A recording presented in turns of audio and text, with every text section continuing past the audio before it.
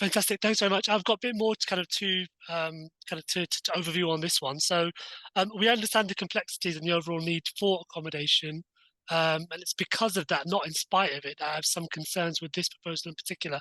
So, we understand the borough plan and it stipulates the need for student accommodation, but we understand too, and understand a lot clearer, as the need is a lot clearer and a lot more acute, the need for housing for families, the numbers in temporary accommodation, those on the waiting list. We see it ourselves across the borough, across London.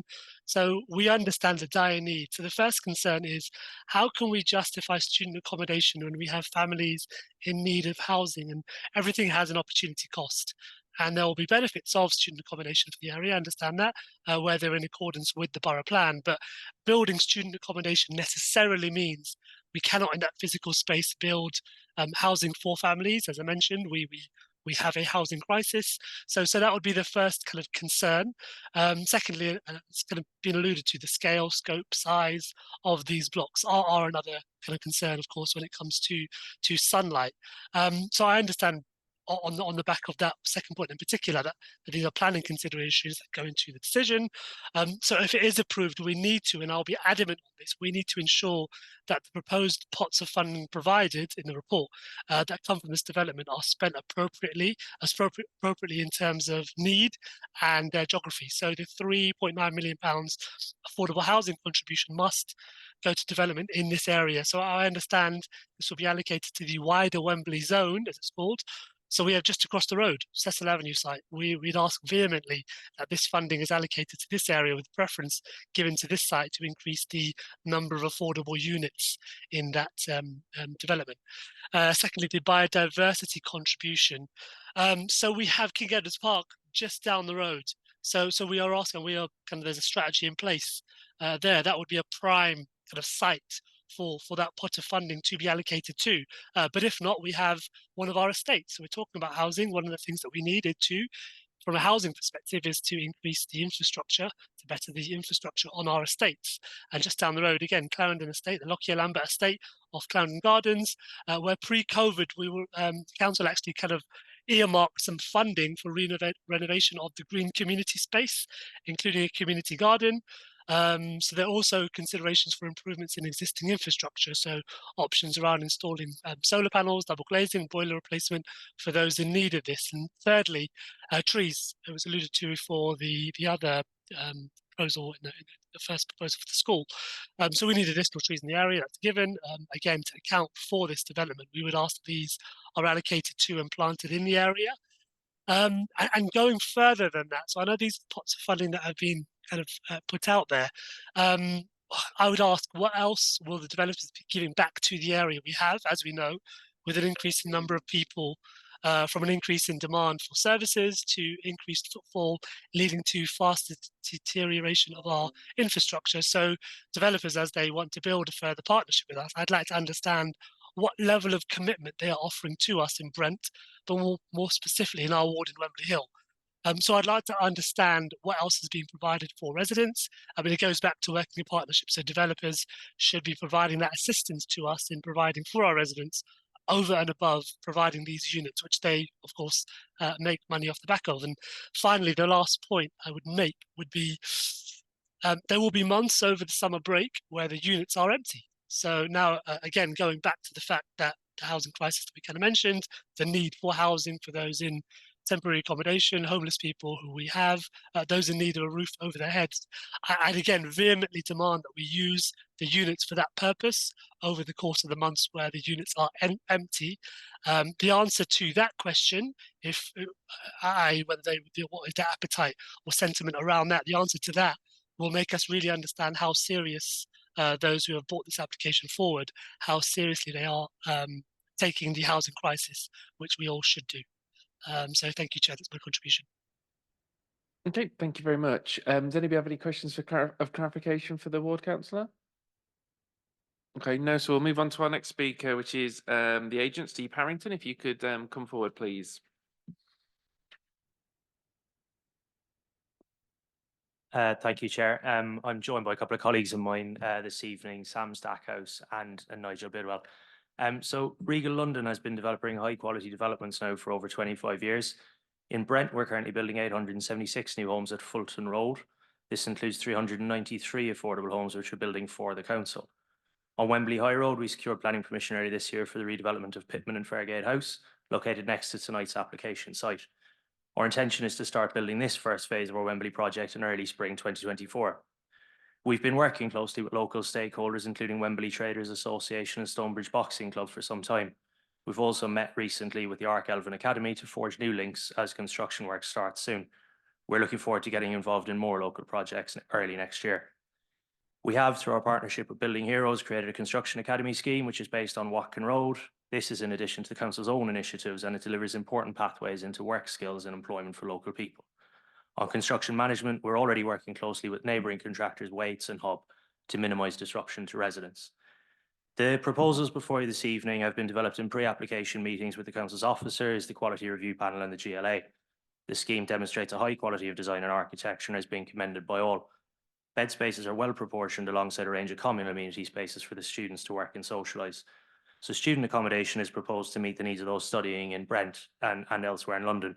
However, the scheme will also make a significant financial contribution, as referenced by the ward councillor, towards the delivery of affordable homes.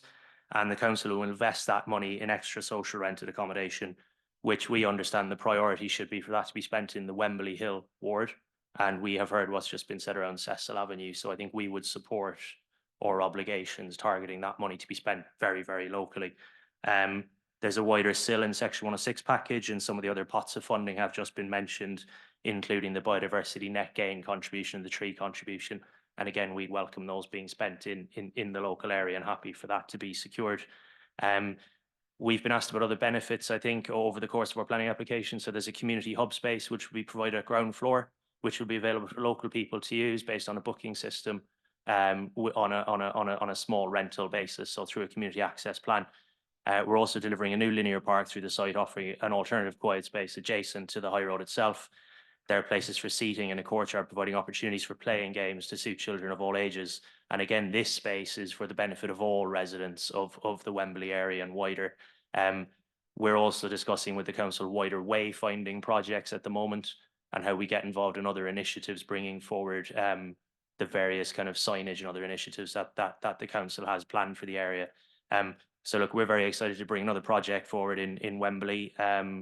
We request you support the officer's recommendation to approve the application, and we're available to answer any questions that you may now have. Thank you. Okay, thank you very much. Any members have any questions or clarification for the agent? Yeah, Councillor Maurice.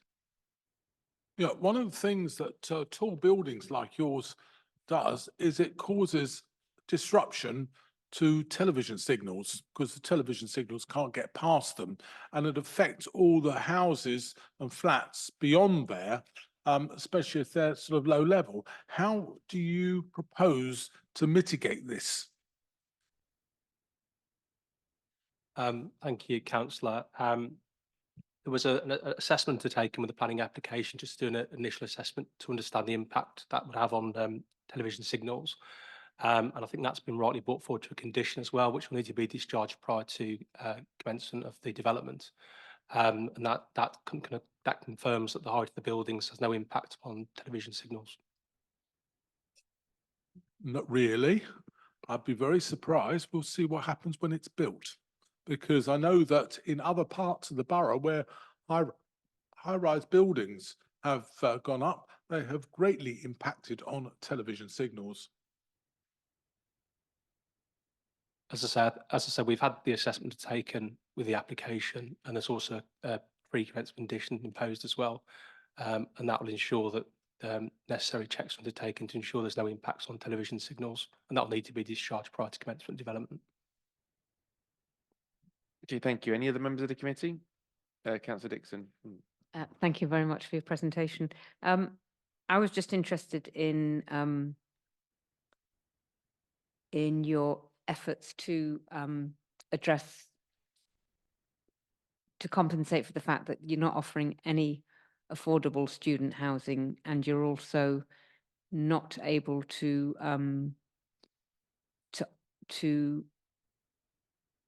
offer the recommendations as the Mayor's policy. dictates. So I'm trying to work out why and why you're looking for direct access is because we don't know that you'll have enough students, because according to this, post-COVID, it's a bit of a risk for the universities themselves to nominate. I don't fully understand, but I think I understand that the old policy was that you would nominate from universities, but with this one, we're not. So we're not offering any, you're not offering any affordable student accommodation. You're going to give some money. I just wondered Yeah. why you didn't offer that one. Why So didn't you go for that one? There's 4 options. Why didn't you go for the affordable? Sure. So student? we have looked at a number of options to bring forward the development of the site, based around in effect what's viable. I think there's a couple of different questions in there around nominations and around affordable. Insofar as it comes to nominations, I think it's been recognised through the COVID experience. A lot of the higher education institutions were left with a number of kind of student beds that they had nominated on their hands because everyone studied from home. Now, that's left them with a financial burden and a backlog that they're clearing through, which means the universities at the moment are not prepared to sign up to kind of longer term nominations agreements, which causes a challenge for people like ourselves in bringing forward the projects. That's not to say that there isn't a demand for those student beds. There still is a huge kind of unmet demand across London for student housing accommodation, and we will be working with the universities closely on making sure that these are the types of accommodation that their students will live in. We will have a reasonable endeavours obligation to secure nominations, which in effect is a way of saying today there's not a nominations agreement, but there could be one as that situation improves for the institutions. I think the other point then just to make around the viability is that there is no affordable student accommodation in the scheme. That's correct, because I think the discussions we've had with officers or understanding of the housing crisis, as has been mentioned in Brent this evening, is that our efforts were better targeted at a financial contribution to potentially unlock the greatest housing need for kind of social homes, family social homes on other sites nearby. Okay, I suppose I'll ask the officers about that as to whether that's sufficient amount to actually be able to purchase housings. I always prefer it if the scheme provides with them, but I hear what you say. Thank you. Did you consider I think the obvious follow-up from that is that, did you consider this building to just be flats rather than necessarily student housing, when you were looking at different viable options for it? Yeah, absolutely. We did. We looked at different design options, and we looked at different viability kind of solutions. There's been a full assessment undertaken of our viability by the council and its advisors, which looked at, in effect, 5 or 6 different counterfactual scenarios. Some of those included schemes for traditional housing. They would have had other compromises to them in terms of the kind of the type and quality of accommodation that could have been achieved. But ultimately, those were not the most viable solutions for the site at this point of assessment. It's worth saying that buildings have been designed flexibly. Should that situation change in the future and we get 30, 40 years from now and student housing is no longer the optimum use of that site, those buildings can be adapted for residential accommodation, which is an important sustainability point as well, something that we've worked on with Nigel in terms of building into the scheme. So yeah, yes, absolutely. We looked at a number of options, including traditional residential. At this point in time, those were not the most viable options to deliver the development of the site and the wider public benefits, which I've outlined. Okay, thanks. And the question about retrofit was my next question. So thanks for answering that in advance. Yeah, Councillor Butt. Thank you very much. Yeah. Thank you for that, Steve. You would have heard Councillor Afzal's sort of statement. He made mention of making use of the properties outside of term time for possibly alleviating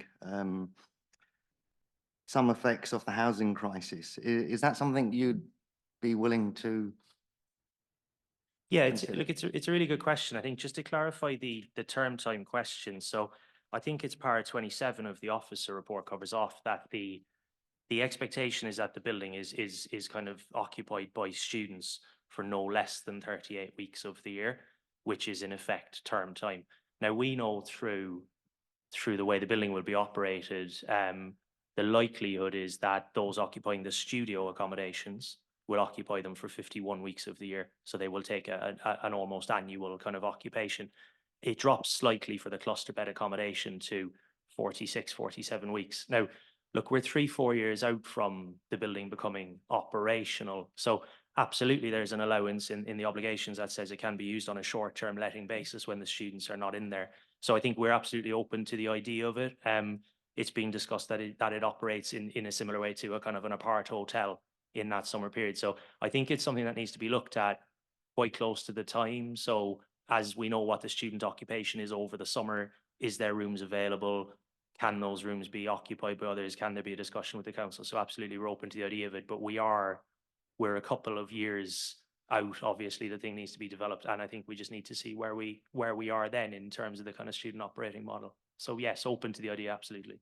So sort of further on from that, I mean, within Brent, we have sort of selective licensing and Article 4, which aims to reduce, I would say partly to reduce some of the pressures that students place on family housing within the borough.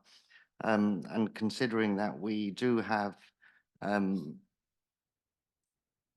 quite substantial amounts of student accommodation within the borough, and we don't have that many educational sort of establishments to mirror anyway near the sort of quantity of housing that's being suggested. So I just want to put to you, we're being quoted that this represents 2.5 beds is equivalent to sort of 1 unit of family housing. Considering that majority of that is only going to be used for the 38 weeks or term time, I would say that's a quarter less than what we would have had if we had residential C3 or mixed use developments. And you've already got a development which is student accommodation in front of that. So, I mean, you've also had conversations and pre-apps with TfL and the GLA that I noticed from the report. And it says that this application has been informed by those pre-app discussions. From what's been presented and the figures that we have and the site allocation is actually down for housing, and that's gone through rigorous consultation, and we as a committee should place great weight on that because it has gone through not only local consultation through the planning inspectorate and has gone through rigorously tested and has identified need. How would you convince us that this is really what our residents need in Brent? I think there's a couple of questions in there around kind of the planning elements of how the student is assessed as a type of housing product. So it does meet a housing need and is assessed as part of that housing demand. Sam may turn to that, or potentially your officers will, in terms of some of the detail of the report. I think there's a couple of things. We're using this development to obviously leverage payments into the delivery of social housing, as I mentioned.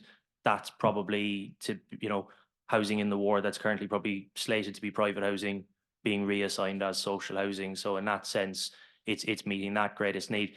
I think, look, there's lots of statistics out there about all of the students who are living in private rented accommodation. There's not that many living in purpose-built student accommodation.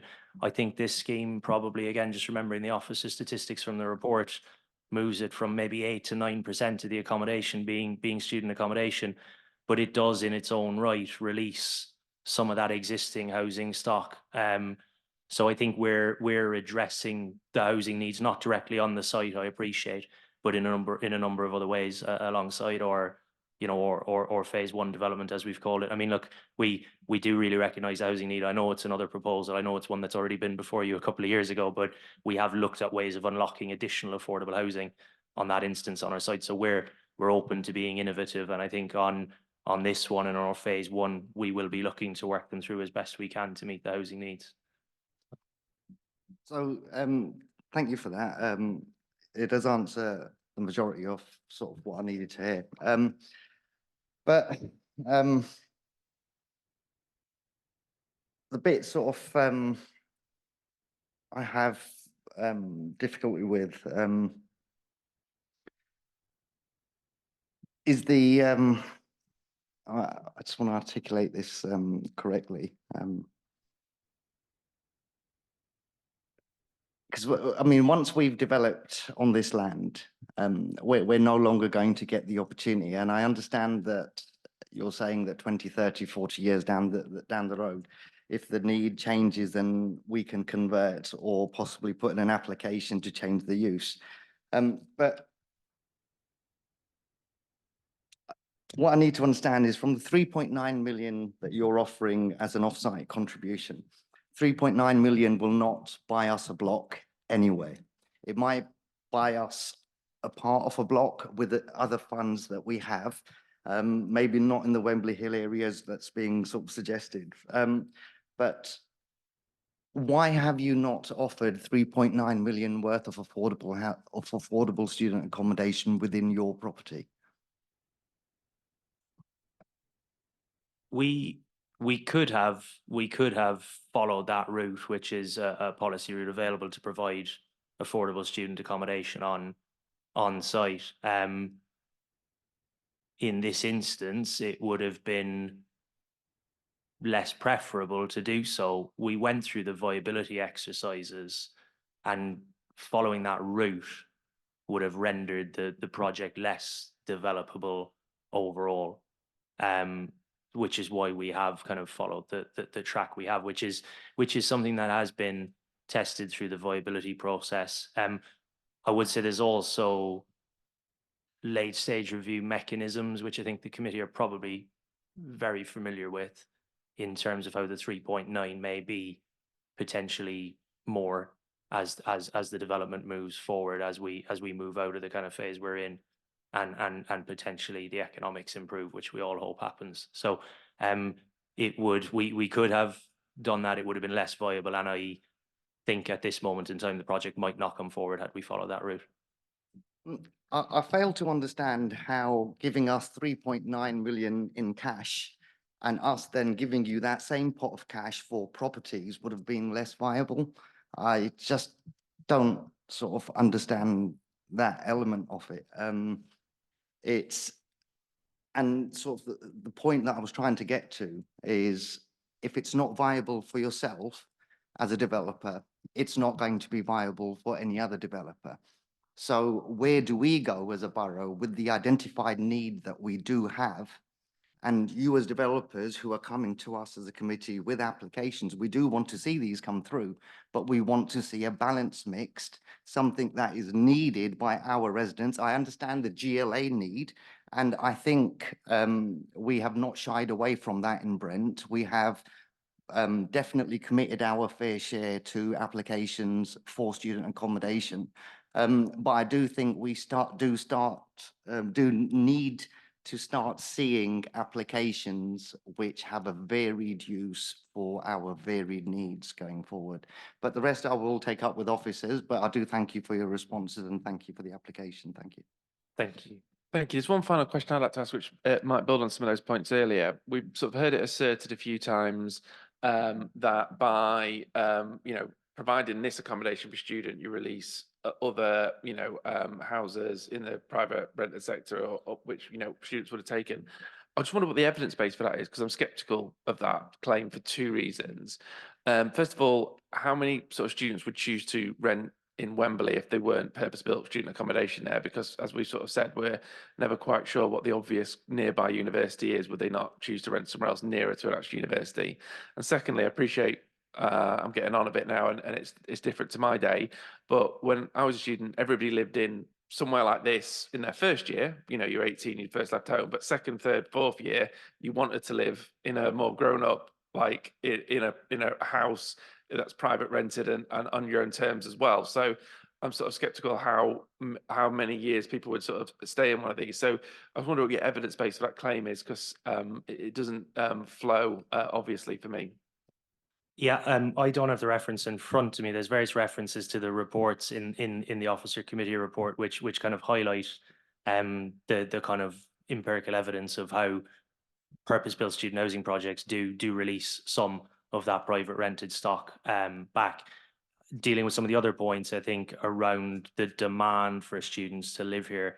Let's take that one first. Obviously, there's a number of institutions in the borough itself, but it's also within a 45-minute catchment by public transport of a whole range of institutions across London, which you know, you've experienced a number of schemes, you know the reasons why Wembley's therefore attractive as a student housing location. I think a couple of other points about how then people's lived experience and their well-being experience is changing a little bit. I think we have built to rent now, we have purpose-built co-living, we have purpose-built shared student accommodation. I think the way they live, I'm beyond it myself, have changed somewhat, and I think it isn't just a first year experience in the kind of situation of kind of halls of residence anymore. People do want the university experience where they are around others in these buildings with the types of study spaces and kind of communal spaces they provide for them. I think also, look, we know there's challenges out there as well in terms of everyone renting that private kind of, you know, housing and HMOs. Mortgages are tough, interest rates are tough, so rents are going up. It's well documented across London. Student housing is expensive, but it's not as expensive as being at the kind of mercy of some of the private rented market at this moment in time, where there's a lot more competition. So I think in that sense, having enough purpose-built student accommodation and meeting that need is actually addressing a number of those things. And there is some evidence in the report, I think, around how it releases private rented sector accommodation. But I do think we are at a point where it's a challenging market out there for everyone to rent, and having students in purpose-built student buildings relieves some of that pressure is what we're seeing. Okay, thanks. I think we're probably sort of touching on the questions for officers now, so I think it's probably best we move on to that at this stage. I'll let Councillor Seelan go first. Thank you. It's a question, definitely a question for the. For them. Okay, sorry, yeah, sorry, I'm please, sorry. sorry, stay for one final question. Thank you. Thank you, Chair. I noticed that nearly 600 student on this two blocks, and previous nearby there's a further been approved. Is well over 1,000 students will be within a short space. Well, by looking at this as a student, we are building the country we are educating the future generation. But I think you have failed to recognize that, but they do need some sort of exercise amenity or exercise gym, but you haven't provided in that particular facilities. Will you able to do that? Secondly, you have only provided for trees in the vicinity, but the nearby parks students will be using. So therefore, for park improvements and things, will you able to increase your contribution for the parks nearby, to improve the parks nearby? Thank you. So a couple of questions in there. I think in terms of the recreational spaces available to the students within the building, there's a number of different spaces within the building. It averages out at 1.5 square meters per student bed, which seems like a skinny number, but that actually translates back to a number of lounge spaces. It includes gyms. It includes a number of kind of study facilities. So there is a number of indoor recreation elements of the scheme, including a gym. I think alongside that, obviously, I've mentioned in my kind of initial opening comments, the east-west link, which is something that the site allocation for the area treats as quite important. It carries on from the hub development to the west and runs through our site now. So that's an active link. Part of that has courtyard space or play space, which we see when we talk about play space. We're not talking about the youngest children necessarily. We're talking here about something that can be used by local teenagers, used by the students as well. So there is an outdoor or an element of outdoor space within the scheme. In terms of the question around contributions to open space, I think we have kind of worked out on a kind of calculator or formulaic basis the contribution of just over £70,000, which can be used on local parks, as reiterated. I think it's something for the members perhaps to discuss further with officers if that's sufficient, but we're open-minded on these things as always. Thank you for that. even though this contribution is very minimal, that's my point, is we would like you to consider to be increase that. Are you willing to? That's my question.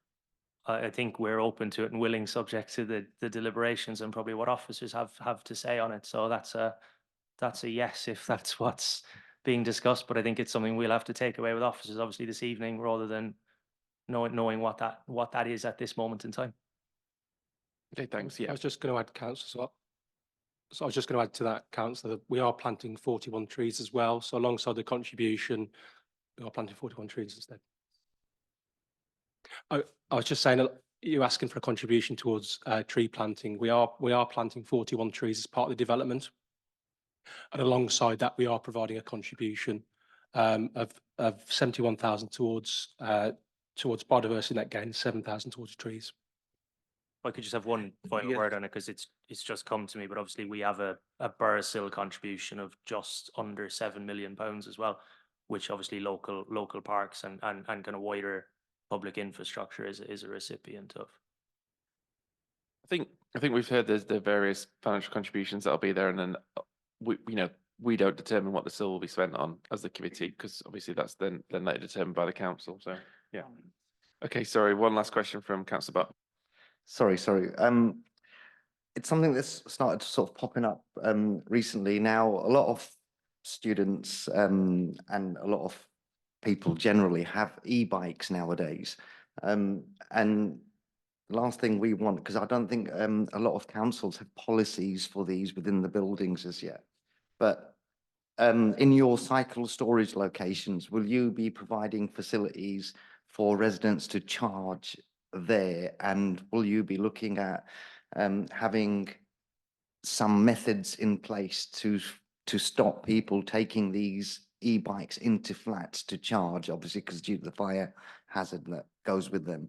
Yeah, so the answer is yes. I think through our travel planning arrangements, we will need to keep kind of under review the types of cycle infrastructure we provide within the building. So we do have kind of cycle allocation and space within our plans. That's conditioned to come forward, and an element of that can be e-bikes. In terms of the management perspectives of this, look, the student buildings are a managed building. No student will be allowed to bring the bike into their room without being ticked off. But yeah, we will be looking at kind of the future flexibility of the building through the travel planning to make sure it stays up to scratch. All right, thanks. Yeah, I think we definitely do need to move on to questions for officers at this stage. So any members of the committee like to go first at this? I'm going to go Councillor Dixon first. So we've seen a number of applications for student accommodation.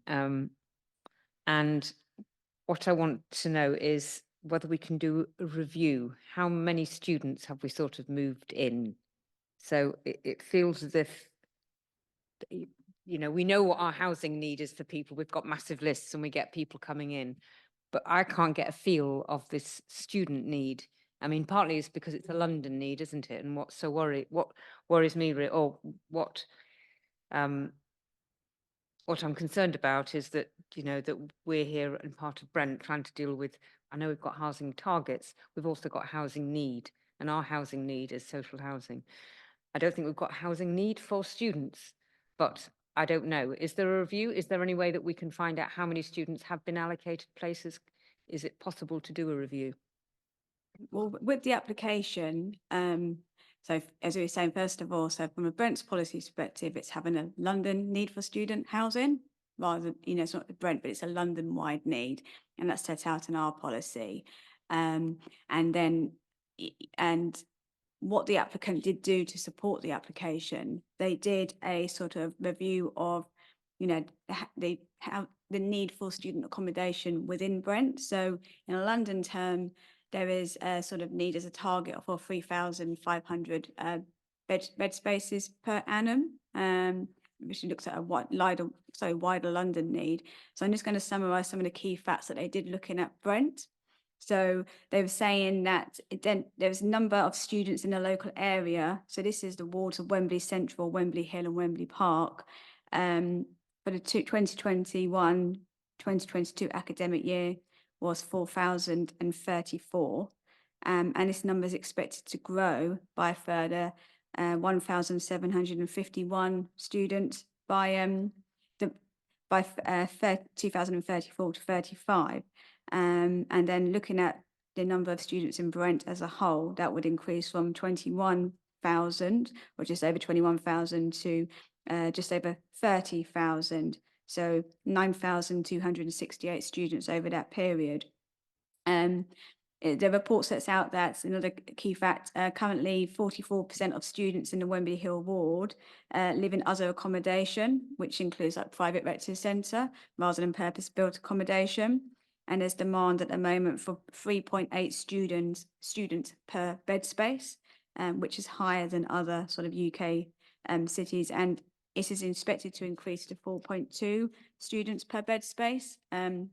In the sort of period towards the end of the current London Plan 2034 to 35, and that includes pipeline schemes. So that's the schemes that have already sort of got consent, predominantly in the Wembley Park ward, but it also took into account Fairgate Phase 1, which is at the front of this. So that assessment shows that there is an ongoing demand for student accommodation within Wembley. It is more detailed in the committee report, but that's just a overall I summary. suppose, there's an ongoing need in London for housing forever. More and more people will come, more and more students. But I'm sitting here on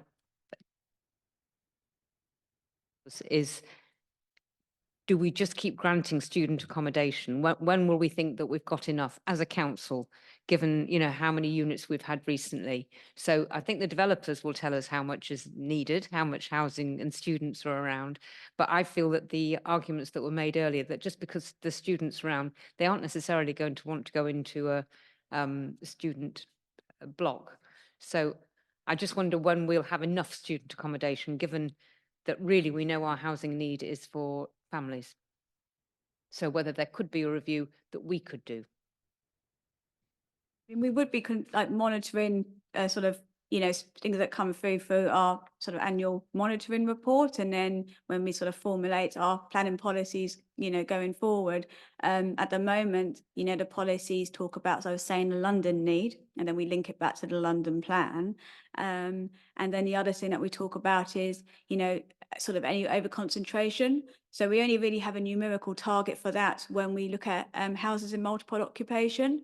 I think it's 5 in 9 homes, but that's for obviously we're not looking at housing in multiple occupation. So don't quote me on the 5 and 9, but we look at making sure you don't have too many houses in multiple occupation sort of close by. There's no sort of specific or numerical one that we would be, that we could quantify it with. But we, the accommodation that we have seen coming forward has been predominantly in the Wembley Park ward. Obviously we're in Wembley Town Centre, so we are it's a different ward. We're in Wembley High Road, Wembley Town Centre. The wider site allocation, there is a mix of different residential accommodation coming forward within it. So it's not just student accommodation. We got build to rent and affordable in Wembley Link. Obviously Eugenia House has got affordable accommodation there. So there is a variety of different sort of tenures kind of coming forward in proximity, and obviously Cecil Avenue across the road, which is a mix of conventional private and affordable housing. So but we have had a lot of student accommodation come before this committee. Yes, yeah. And that's my major point, and we haven't got enough housing, and there's no affordable, and I think the 3.9 million is just not enough, and it needs to be renegotiated. Yeah, we could talk about the affordable shortly, but as we have set out, student accommodation is still seen as still as a form of housing. Yes, it's a target. I don't think it deals with our need. So in terms of the targets, it would contribute towards them sort of targets, and are we delivering our housing targets?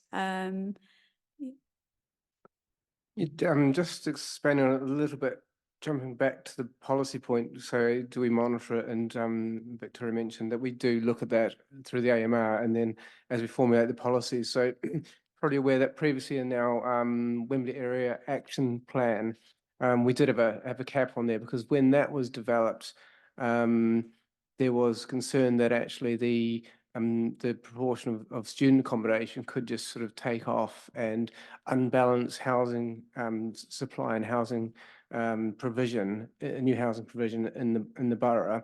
When that was reviewed for the current local plan, what was found was that actually that hadn't happened, and there wasn't a need or any justification for maintaining a cap on the number of the amount of student bed spaces, amount of student accommodation within the new plan. And actually, even under the old scheme, because we're delivering so much housing in Wembley, notwithstanding that we're still, have shortfalls, we never hit the cap in any case. Every time we started getting close, there were more housing developments approved, and the housing kept well in advance of the numbers of amount of student accommodation that was coming forward. So it is reviewed. I mean, yes, planning policy isn't reviewed on a sort of annual basis. It takes longer than that, but it is something that we do look at. And if we do get imbalances in the provision of what we need in the borough, then say, for example, if a London-wide target is actually significantly affecting, say, what is needed at a local level, we can go through the process of looking at whether or not we need to adjust our planning policies when we have reviews of our local plan. So there is a process where this is reviewed, and I mean, we're still getting a lot of housing in Wembley. And that's continuing at the moment. Yes, we have had a lot of recent schemes for student accommodation. They seem to come in batches. That's what we had previously as well, when the first lot up closer to Wembley Park Station came through. Then it went quiet for a while.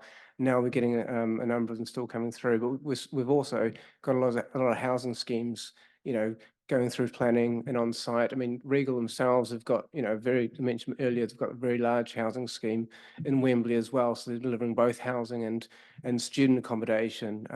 So I can understand your concern, because we're trying to meet housing need. We've always got to be sort of cognizant of the risks of sort of having an imbalance within the provision, and policies do talk about over intensification, which could look at in an area or a sort of a site allocation and so forth. But through the local plan process, that wasn't evidenced to be happening. Yeah, I think we've sort of had a good sort of summary of the policy overall. Councillor Dixon, I think this would require sort of a policy change within the council. So I would suggest that you use opportunities such as questions to cabinet members at full council, group, other avenues to maybe change the policy, because you sound like you're very sort of passionate about that and have that as well. But for tonight, we sort of have to do it under where we are. But I completely share your concerns and do sort of have the same worries every time a student block comes forward. I suppose the only other thing to note on this one is this is sort of next to another sort of major student sort of development, so it does seem appropriate in that sense, as in it's sort of two student-y kind of areas together. Whereas would families want to move into somewhere right slap bang next to 600 sort of students in another way as well? So it may be better here than it could be elsewhere. But again, that's obviously for you to judge. But I would suggest obviously you as a elected councillor have got many avenues to try and influence the policy of the council, and you may wish to pursue those in relation to this. Okay, great. Anybody else like to? So I'll go to, I think Councillor Marie said his hand up first, then I'll come here.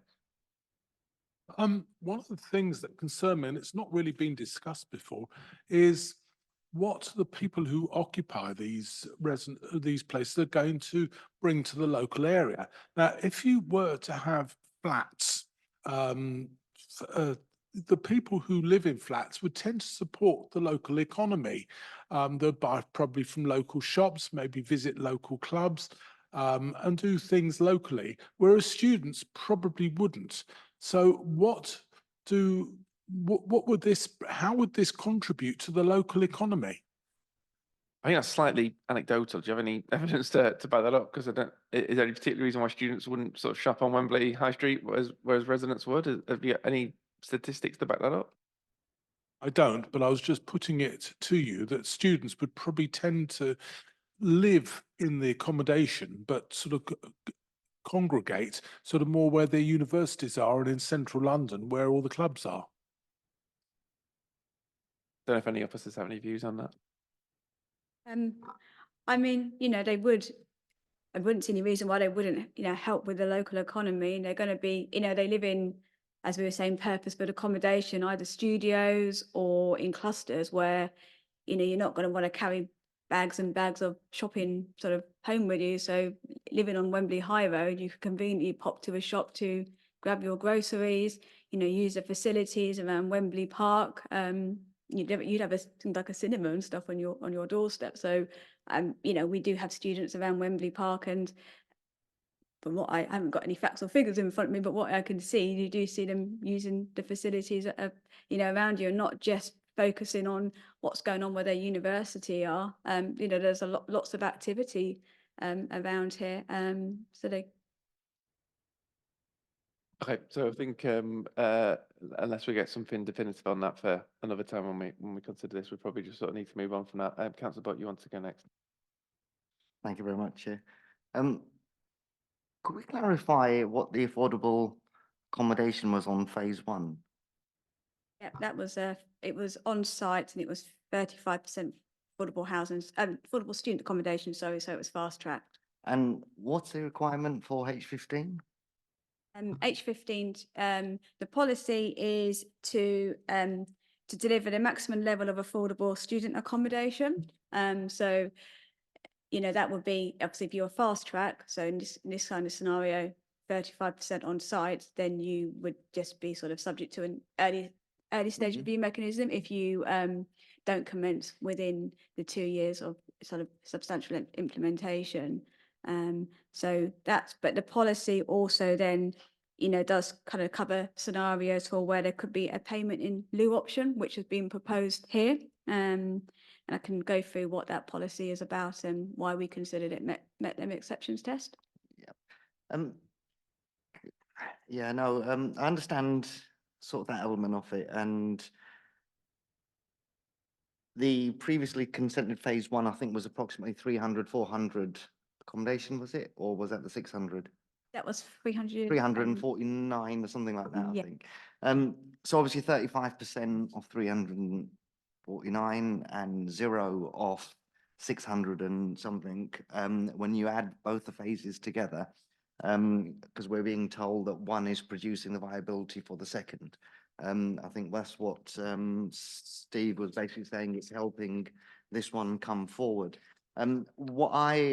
What I'm having difficulty with, and I want to sort of understand how you guys or the officers have come to recommend that we approve this. Obviously, it's against our site allocation for this particular site is for residential accommodation. Going through all the consultation of our local plan, London plan, identified needs, affordable accommodation would bring with it a vast wealth of experience from outside of London, outside of the boroughs that we would welcome. We do need future employees and professionals to come into the ward. So can we re-enter into negotiations into phase 1 if we can't produce on this for some more elements of affordable student accommodation on site? I'm just, we're limiting or excluding, I think would be the word, low-income households from coming to our borough, and getting a payment, we will not be able to utilize that payment on any other development to get us affordable student accommodation. We'll be able to use it for residential accommodation, which we do have a need for, but we also have a need to keep our low-income households with a place to further studies and keep their prospects up. So in the grand scheme of things, what justification, how have you guys reached this decision from site allocation, not policy wise, not hitting, and obviously the other part of that, which I spoke to Steve about, I want to know more about the pre-app discussions that were with TfL, GLA, and what schemes why those schemes were not brought forward, and was this definitely the best scheme out of the ones? Okay, so there's quite a There's bit to quite a cover bit, there. sorry. Yeah, no, that's fine. But I'll do a kind of summary of everything, and then we can kind of pick up as any points further from there. So I think obviously with the site allocation, it doesn't preclude student accommodation. It says, you know, housing, and as we were saying before, it does kind of count towards housing targets. So it is a form of housing. It's just not conventional C3 housing. So there's nothing specifically in the policy allocation that excludes it. And then with this scheme, it says, so with phase one, that was a fast track scheme. That's what the applicant put forward with their planning application. And because it's fast track, you know, we don't have that option to assess viability because it's a fast track scheme. It's only if it ever triggers the early stage review mechanism. So that kind of is what it is. You know, we have got, this is a separate application. It's separate sort of, you know, red edge sites, and the viability has been assessed on this application site itself. And the scheme that's forward, the 649 home, the scheme that's in front of us today. So the viability assessment has, you know, been you know, based, you know, has been based on that. And because, you know, I mean, even if it was, well, we'll go back for the equivalencies shortly to kind of run through that. But obviously in this case, the applicant decided that they wanted to do it as a sort of payment in lieu. And I believe, you know, the reason for that is that there was sort of a recognition and more a strategic sort of the council's strategic priority is about delivering sort of real sort of the low cost affordable homes, and that being a real pressing need of, you know, of the borough, particularly in Brent, deliver on our sort of London affordable rent and social homes. So that was the reason, well, you know, why the applicant proposed it, you know, as a payment in lieu. So I think I'll just do a bit of background about, you know, the policy, because it wouldn't be then be in line, you know, with the policy, because that does talk about affordable student accommodation. But the policy sets out that, you know, any payment in lieu or any off-site contribution, it's only allowed in the London plan in exceptional circumstances. So it sort of needs to set out that on-site affordable housing delivery wouldn't be practical. Off-site options have been explored and not acceptable, and that a payment in lieu would not be detrimental to delivery of mixed and balanced sort of communities. So as we discussed within the committee reports, so we recognise in this case the site is a constrained site. You've got the building at the front, it's sort of at the back, so limited sort of footprint of the building. So and the proximity to phase one. So it's, you know, we're the view that it would be not practical to be able to deliver high quality homes, including family sized on site. Regal do have the Euro House scheme, but it's the construction's well underway. So it would be difficult now to sort of change the tenure at, you know, at this point. So provide an additional affordable homes there rather than a payment in lieu. And obviously we talked about before with this student sort of needs and sort of over concentration and the other housings, you know, we didn't think that it would be detrimental to sort of a balanced or a mixed community. Obviously we've gone through the viability assessment, and our consultants do agree that the 9 is the I'll get the figure right now, is the maximum viable amount that the scheme sort of, you know, it can deliver. I'm happy, first of all, because I know there's lots of questions and I'm jumping around.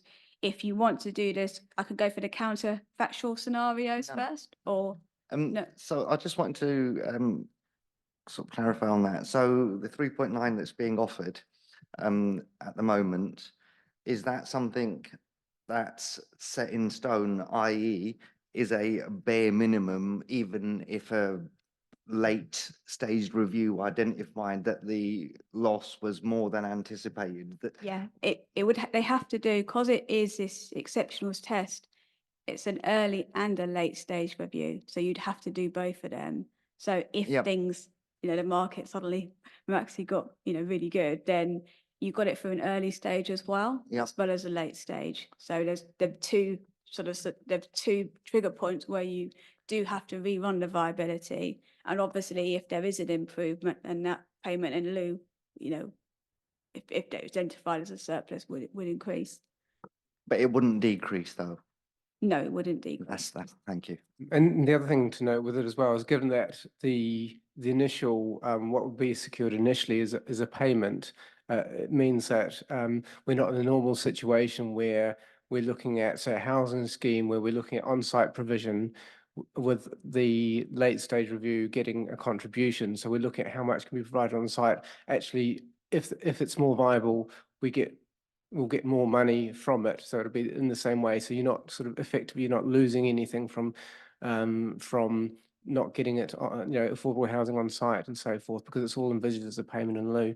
And just jumping back to one of the other points that you made as well about saying, well, you know, we do need affordable, people do need affordable student accommodation, which is, you know, why the policy sets out the requirement for it. Absolutely, and it's a difficult balance because, you know, we do need that. There's such a big, massive need for you know, traditional affordable housing, particularly social or London affordable rent.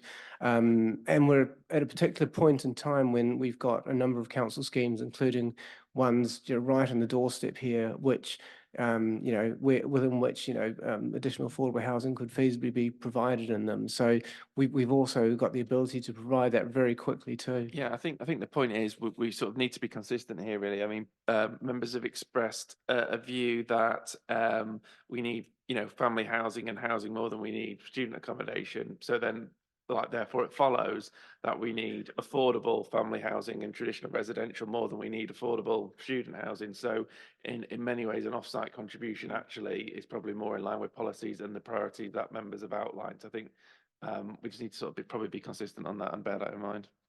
And the remainder of the student accommodation, so this is unusual in its approach. I mean, you know, this is the first scheme that you and we've considered, and all of the other ones have come forward with on-site affordable student accommodation. So actually, all of the other ones have that. This is unusual.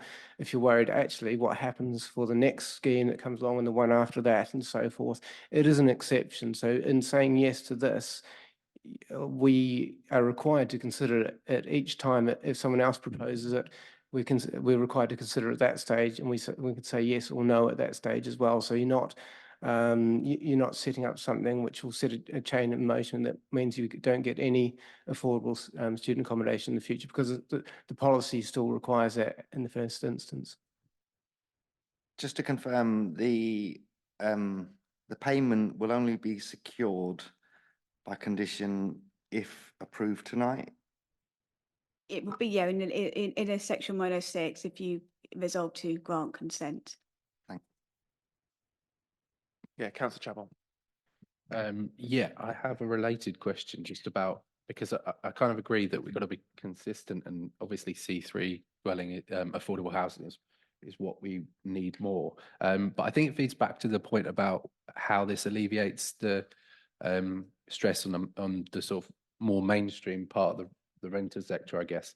If, like, do we have something that makes us confident that this, you know, it goes back to what the chair was saying about the basis for this, that we're confident that this will actually alleviate the demand?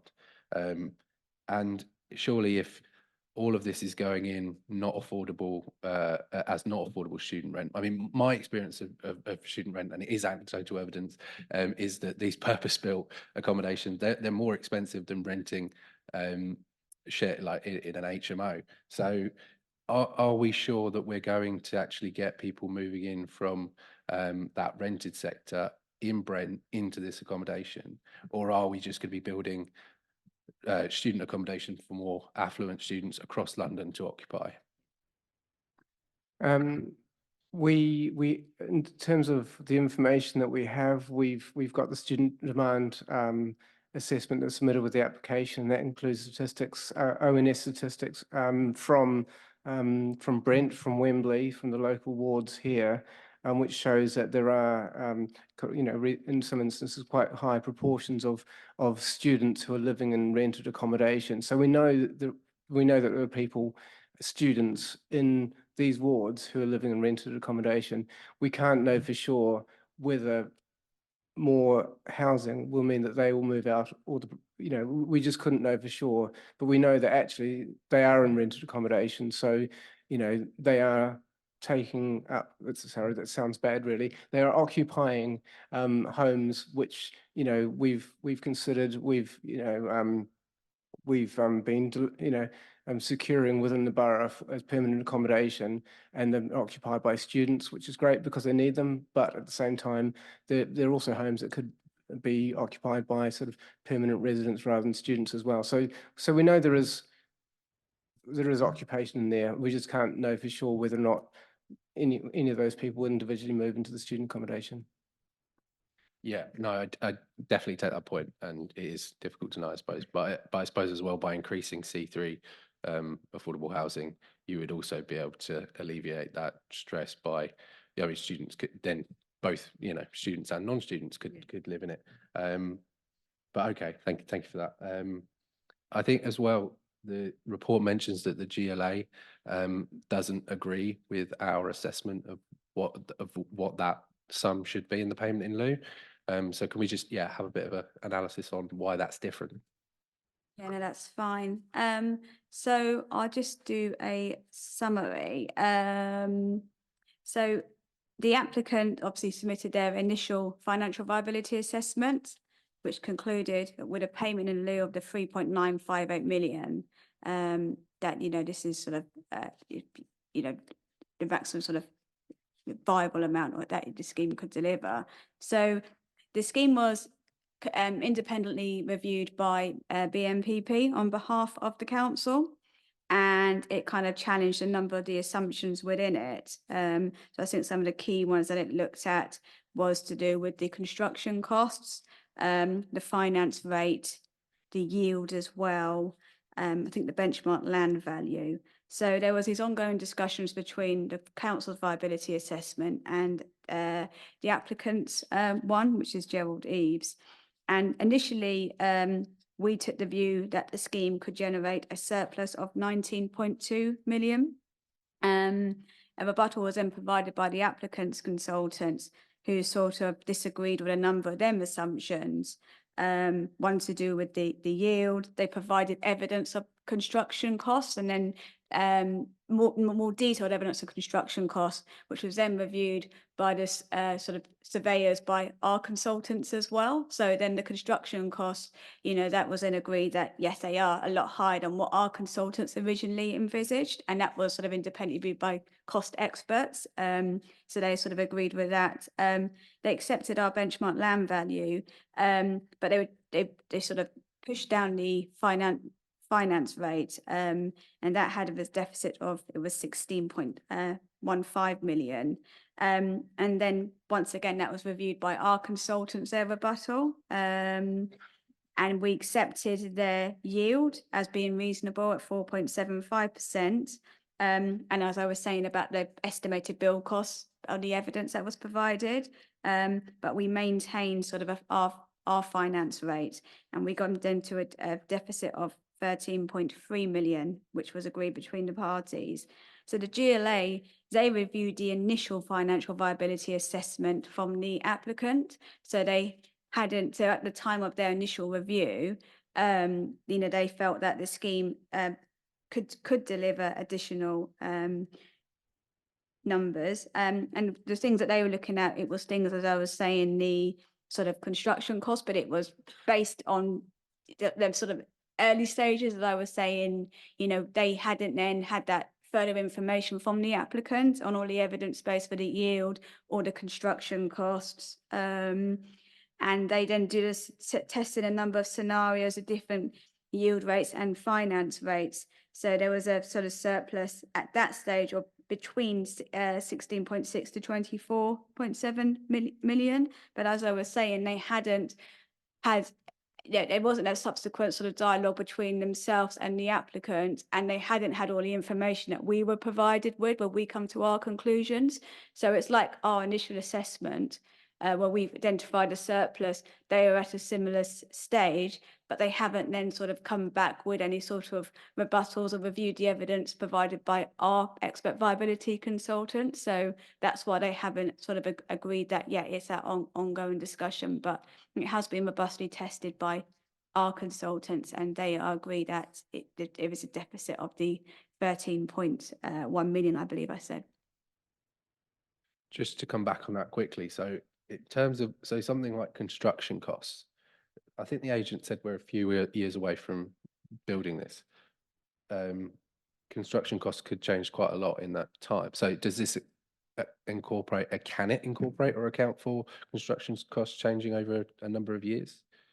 Yes, I mean, so when you do your viability, you have your estimated sort of construction and your build costs and everything sort of factored into it. But when you do a review mechanism, both early and late stage, you then take into account sort of, there's key parameters which you kind of keep the same because it has to be your baseline, like agreed things like your finance rate or your, your benchmark van value. But things that are sort of variable do get taken into account. So, if the situation does sort of improve, then, and that's reflected in the viability, then there is that opportunity to sort of secure any surplus. I think just to clarify as well, I think they said they wanted to start building it in Q1 next year if they get permission, but it would take 2 or 3 years to finish and come online and people to move in. Just to be clear on that. Any other members of the committee like to ask a question? Councillor Akram. Thanks, Chair. I just wanted to go back to what Councillor Afzal mentioned regarding the Section 106. So the affordable 3.9 that was proposed, I know there was a few options. I think Steve also mentioned regarding securing it within, say, the local area, for example, the Wembley housing zone. So I understand we can't particularly state a particular area, but is there a way that we can secure potentially the funding for a priority for the Wembley housing zone?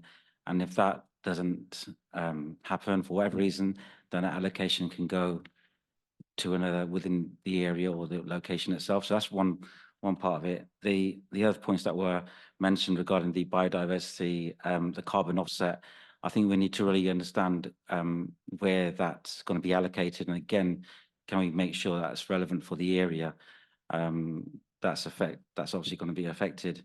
The final point is obviously there's the tree. I think it's £7,000 regarding for planting of new trees.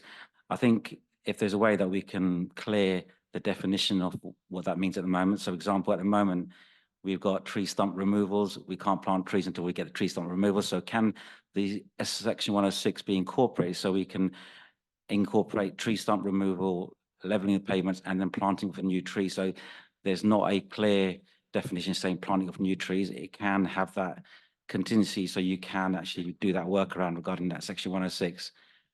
And then my final point is regarding the refuse collection and the proposal at the moment, because I think it doesn't give a clear indication of what's being proposed. I think it says it requires 60 or 70 euro bins, and the proposal at the moment I think is 20 or 25. So what is the plan regarding that as well? Thank you. I went my way backwards. So with the refuse, as set out in the committee report, I believe there's capacity for about 25 euro bins. I'll get the figures up now, but it's less than what the capacity for the building as a whole would be. So what we've secured within the legal agreement is for the scheme to have more frequent refuse collection. So it would be, say, 2 or 3 times a week, so that there's then that capacity to be able to kind of get the bins sort of taken away, rather than the once a weekly one that you would typically see with Veolia, because obviously there wouldn't be enough bins to accommodate it just for one weekly collection. So the refuse lorry would come, it should be paid for by the the student provider, and they'd paid to have a more frequent private collection, which is what we saw on phase 1. So that would be secured within the Section 106 agreement.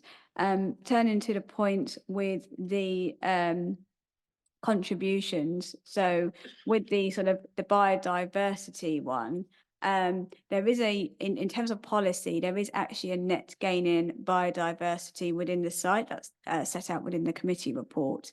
But it's one of the type of species that's being lost along the sort of back within the sink, and the replacement, it's not sort of the equivalent replacement. So it was agreed to do a offsite contribution. So we had some initial discussions with our park services about that, and they did a sort of project looking at identifying what that could be used towards. And they sort of looked at areas, biodiversity within the Wembley area, and they did a sort of potential shortlist of sites. So that was Sharon's Farm open space. So that was one of the areas that they were looking at, and it's looking at having something along the railway line, because it's along the railway line where the biodiversity is being lost. You wanting to have something in a similar sort of habitat area, so you're sort of replacing it along the back. So that's an area where there was a potential one. And also when you run through, you've got Tokenton Recreation Ground and Monks Park when it runs through and the River Brent. So it's that corridor of wildlife it is. So that is why they, just some of the projects that they've identified. So I know in the heads of terms, it just says a contribution of £71,000 to biodiversity. It wouldn't be specific to a particular park, but it would be in the local area. So you wouldn't, you have to kind of connect it back into Wembley, and that linkage with the sort of wildlife corridor and the connections, it has to be, so that it would be included in the local area. It wouldn't be, it's somewhere like Kilburn, because you haven't got that connection with the biodiversity there. So that would be sort of, specific to that. In terms of the affordable housing contribution, we did say for it to be within the borough. The difficulty is if we're sort of specific on a project, as you're saying, it's deliver beyond the sort of the minimum amount of affordable housing that we've secured for the planning permissions. It's sort of the timings with thing, when this scheme, if it gets consent, if they then decide to build it, where that trigger point is, and then how it works in with the project plans for other schemes. Because if they've come forward and they've been delivered, then we couldn't then use that money towards that particular scheme. So you've got the issue with the sort of, I mean, we do have to sort of, monitor it, and that's requirement to support the payment in lieu. But it would be difficult to be specific to a particular sort of housing project or specific sort of geographical area because of the timings really with it. I think the key point that I've made noted there was to give preference to that area. Not saying it won't go to that area, but to give preference to that area. It was mentioned that it's something that has happened within the area and it's quite local. So the Section 106 can potentially have a set, doesn't have to have an expiry date, I presume. It can have a date range. So if there's a preference, or if we can at least have it so that it would be considered as a priority, that's the sort of key thing that we're looking at. Going back to the biodiversity, I know that there was a Section 106, for example, for King Edward's Park that was secured, and it was looking at doing a project within that. And that was to do with the bowling sort of complex, and that there was secured funding for Section 106 for that. So I know that it has been in the past allocated to potential areas directly. So for example, it stated King Edward's Park.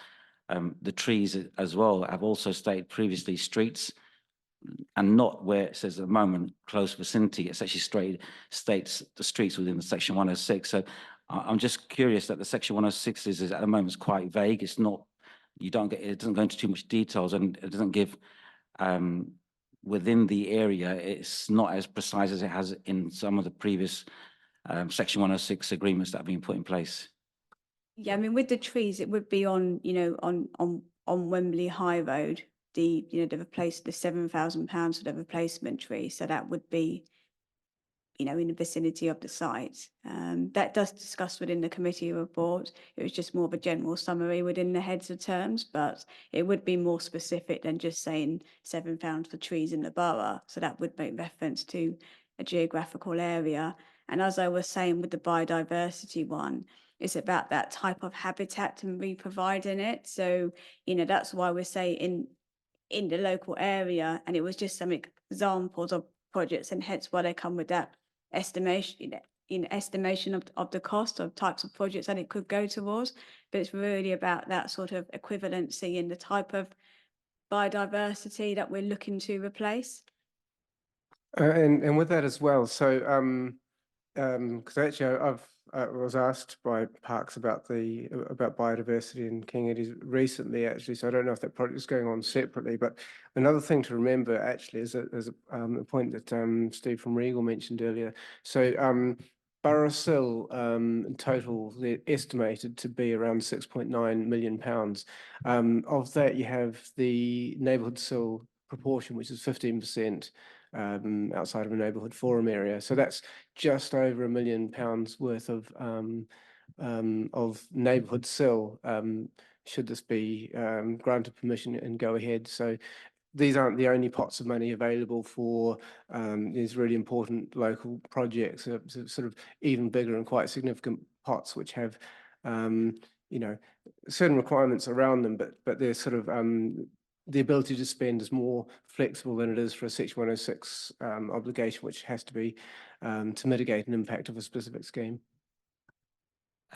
My final point, I think, I'm not sure if you had a chance, Victoria, to review it, is regarding the carbon offset and the Section 106 regarding that. And has that been assigned as a particular project at the moment, or what potential project?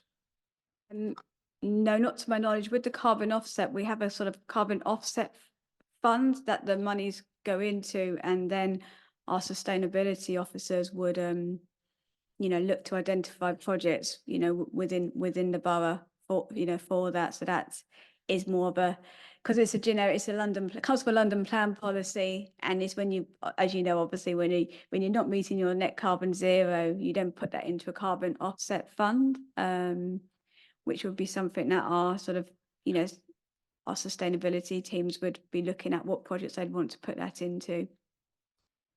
So again, the question would be, if there's anything relevant within the area regarding the carbon offset, can we look into consideration of what type of schemes that we could do within the area, and to see if it can be included, or at least ensure the local councils are involved regarding the proposals, especially on some of these schemes that are happening within the area, so they're engaged with them as well. I mean, when anyone does come forward, for the money to identify a project, they do have to set out how, sort of robustly set out how it's relevant, directly relevant to the sort of, the obligation. So there is that sort of robustness to how that would then be sort of justified. It has to obviously be to directly mitigate the sort of impacts of the development. But it is more of a, I guess it is more really of a difficult for us to say for a generic sort of carbon offset fund, maybe, as a role as a sort of, as ward officers, or, different parts of the section of the council, if there's any particular sort of sustainability projects, to discuss that with relevant officers. I think we might not be able to sort of put this in as a an exact like obligation or condition, but I think we can certainly sort of minute that we feel, given obviously that this is a major development within the Wembley area, that first priority, should, I mean, as we said, it could be sort of 2 years, 3 years when sort of money is available, and there might not be a project in Wembley at that time, but if there is, we would favour that being the sort of preference. I think we can sort of minute that as a clear direction, then it'd be up for you as ward councillors, but obviously the other Wembley wards as well. Because I think you probably have to make it a bit wider than just one ward, because it's obviously a very sort of more geographical area, to then sort of press their sort of cabinet and others who'd make the decision on how the money's spent to ensure it goes there. But I think as a committee we can express a preference for that. So hopefully that goes some way to addressing your concerns, Councillor Akram. Okay, thank you. Councillor Dixon. I mean, do people have further questions? Because we may well just be very close to the end of the item. So, okay. All right. On that basis, I think we'll have to sort of take the request. So it's 9 minutes past. So can we make sure we're all back in our seats by, say, 14 minutes past? So it's just 5 minutes for everyone to to do what we need, and we'll come back, finish this item, then go straight through to the final item. The committee's had the quick comfort break and we're back. As I recall, Councillor Akram had just finished asking questions before then, so now probably just an opportunity for any of the members of the committee who've not yet had a chance to speak on this item if they'd like to come in. Anybody? Oh, Councillor Seelan, are you indicating? Yeah, sorry, please go ahead. Officers, there's a couple of things I need to clarify. The 7,000 pounds for the tree, it doesn't go too far. So on the previous case, we are looking at that. This is each tree and the maintenance cost 2,500. We are talking about less than 3 trees, and the open space 71,000 doesn't go even far. 20 trees has gone. So I don't know where the figure come from. Second one,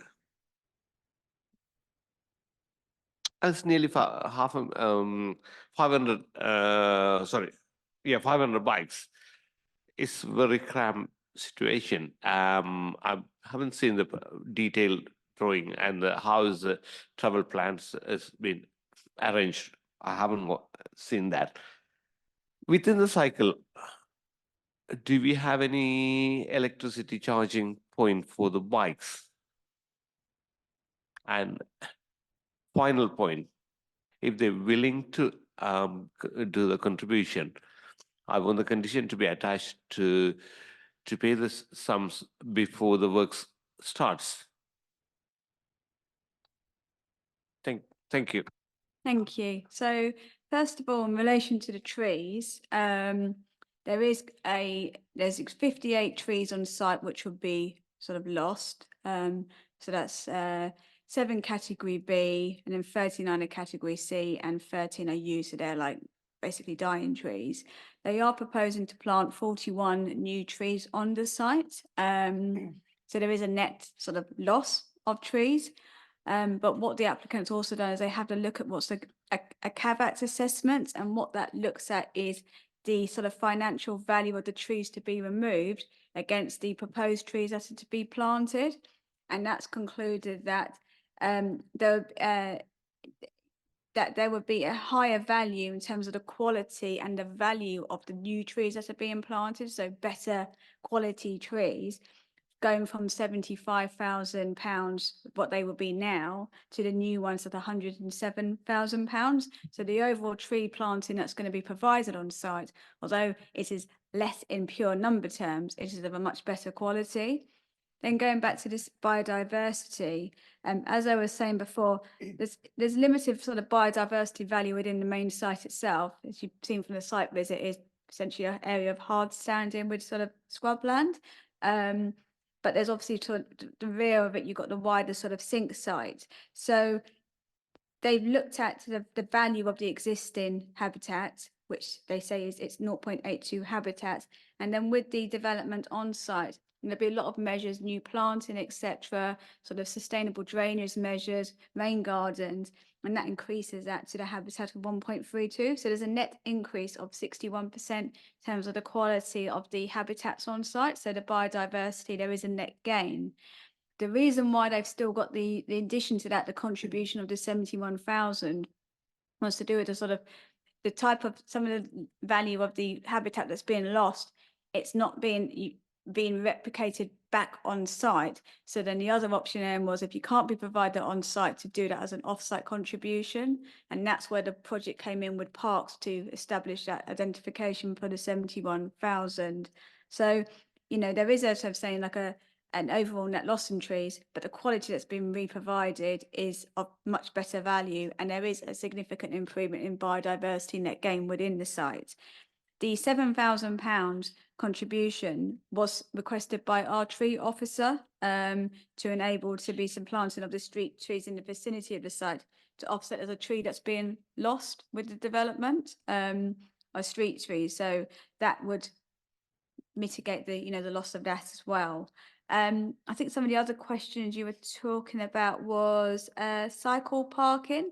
Cycle parking It is mainly it's in a basement area that has been reviewed by both Brent and TfL, and they are happy with the level of parking, cycle parking. I think it's 439 spaces from memory. I think the question actually was answered earlier by the agent was around charging for electric bikes, which I think we heard they were sort of open to, and they would also use management of the building to ensure that people weren't bringing bikes into their rooms to charge. So I think that question was answered earlier on. Any members of the committee who haven't spoken, I think everyone's had their turn to ask, except if Councillor Dixon, do you want to come in? Oh, sorry. Yeah, sorry, do you have a final follow-up, Councillor Seelan? The final one that not been so the contribution are they willing to put the condition to pay in advance before the construction? Which contribution's that for, sorry? 4 million, 3.958.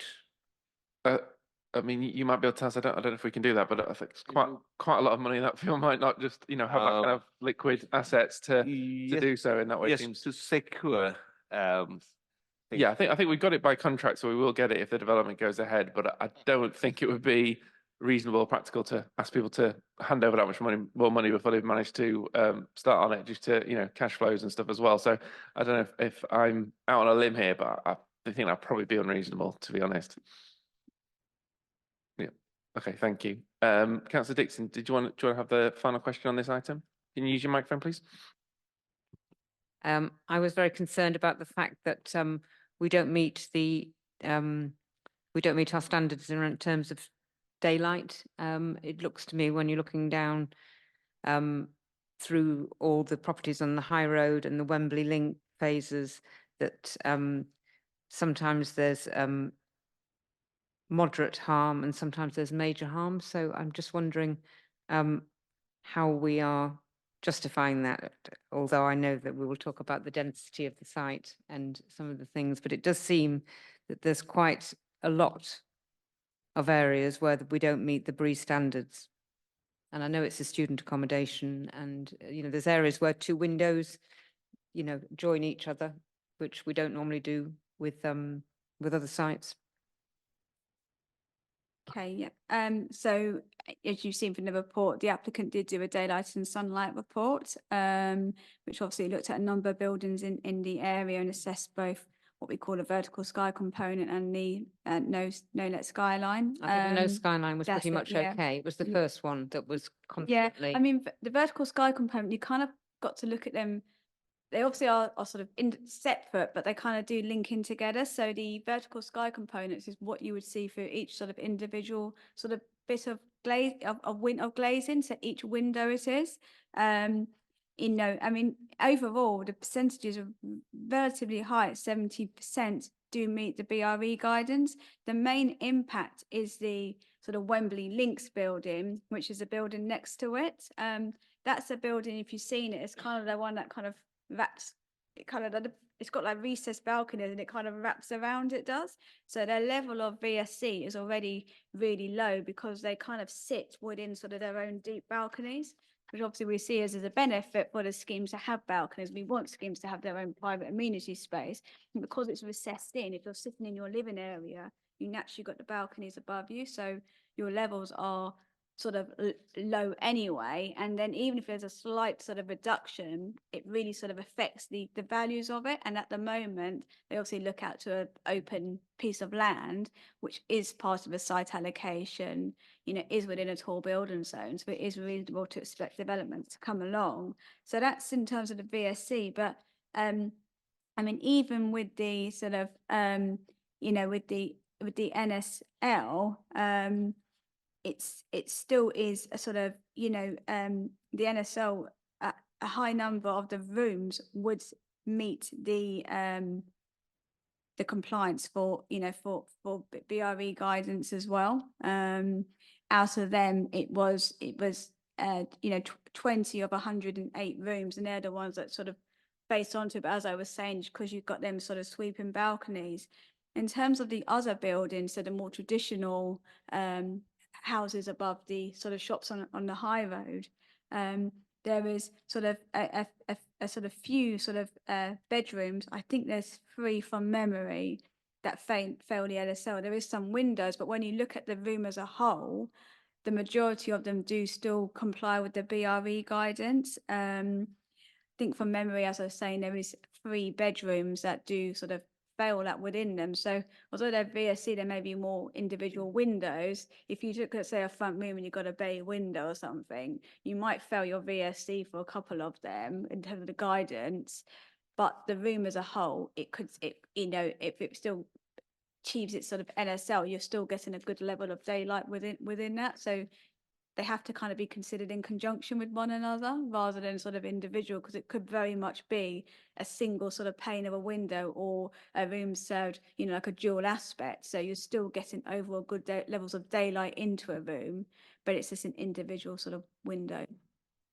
And as I was saying, because we are, in its urban context, and as I was saying before, with the sort of site allocations, it is still a relatively good levels of daylights, and the most effective ones are them ones where they've already got the recessed balcony. So technically, they already sort of have that because of the overhang to them. Okay, I mean, we've had this discussion many times, and when I see negligible and moderate, but I see mostly moderate and major, and it's, pages of it. I made lots and lots of notes. So I think maybe I'm a lay person. Just when I'm looking at it, we don't meet the targets. I do accept that the NSL, I hear that bit that you're saying, but it seems to me that they're both true. We're in a built-up area, and that's how it is. But I still think we don't meet the targets. Hannah, can you bring up slide 41, please? I mean, this isn't a brilliant slide to illustrate it, but I was just looking through the pack to see, find one which had the sort of outline of the building as well as the Wembley Link building. So if you see the sort of curved, on the left-hand side, that sort of curved form in there, that's the Wembley Link building. At the centre of that, facing out towards the development, which is in the centre of the whole, the image there, there is a flat in there which faces directly out. There's a single aspect flat. You can see the space in between is actually quite a normal space that you get between buildings. But if you can imagine, if your flat looks directly out there, and this is a brand new building, it's not even finished yet. It's been designed to look out in every direction. So there is going to be a greater level of impact when the next site gets developed, whether that's for student accommodation, permanent housing, commercial space or whatever. If you build something on there, it's going to have quite a significant impact. So when you're looking at VSC, so like at any point of the window, how much sky can you see? Or when you're looking at no skyline assessment, which is, and your working plane within your room, how much of that the room would receive daylight from the outside world. If you've got a building out in front of you, it's going to affect that, and that goes right the way down to, I think, first floor level in there. So if you put much at all in the site, there'll be an impact on those windows. And there are other windows to other flats, but they're sort of dual aspect because they're all in the corners. So that's the one that's sort of impacted the most. And then that building there is the one which is experiencing the most impact, really. So whatever you put on the site, it's going to have an impact on those windows because of the way it's designed. Yeah. No, I hear that, and I suppose it's always balancing what's in the best interest, what are the benefits of the site, and maybe that's the bit that I'm struggling with. Okay, thank you. Your point very well made there, Councillor Dixon. Anyone else have any questions at this point? Okay, so I think no one else indicates, I think we've exhausted the question, so we can move to the vote. So can I ask all of those who are in favour of the recommendation to approve to raise their hand at this point? 1, 2, 3, 4. Anybody voting against? 2, 3. Okay, so that is has been carried 4-3, but I will need to ask the 3 who voted against to give their planning reasons to do so. So can I start with Councillor Chappell, please?